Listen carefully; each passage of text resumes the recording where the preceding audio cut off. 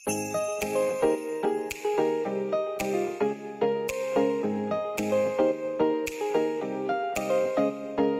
araw mga kaibigan. Sir Ma'am, muli po yung likod, DSMS Anthony Francisco, Tigat PNCO, San Mateo Rizal. Sa pangalan po ng aming butihing hepe, Police Lieutenant Colonel Rodolfo Santiago II. Samahan niyo po kami dito po sa kaliwa at kanan, Daang Tubo Homeowners Association, Barangay Malanday po, bayang ito.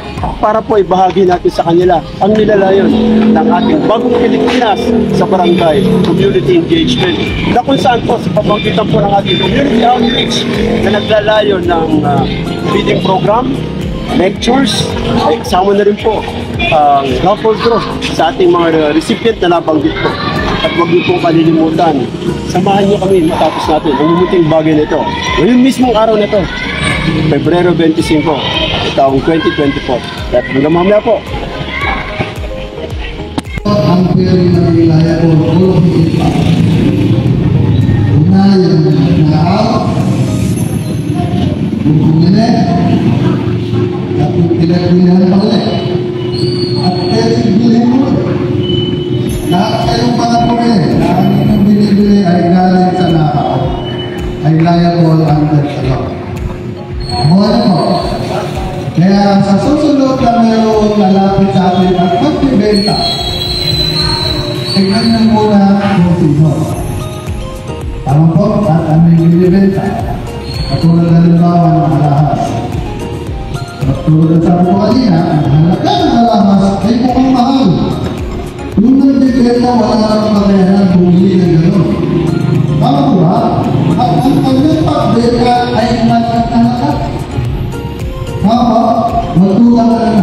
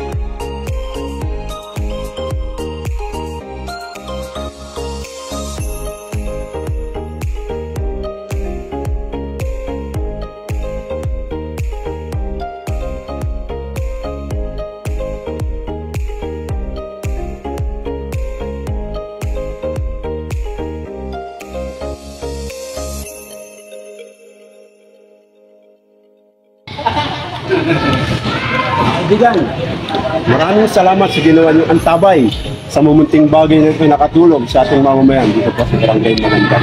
Papasalamat din tayo sa ating mga kaibigan, kay Pastor Marcelino Lim, Pastor Jonas Banag, pati kay Pastor Ronald Fernandez na kaagapay natin sa mumunting bagay na ito.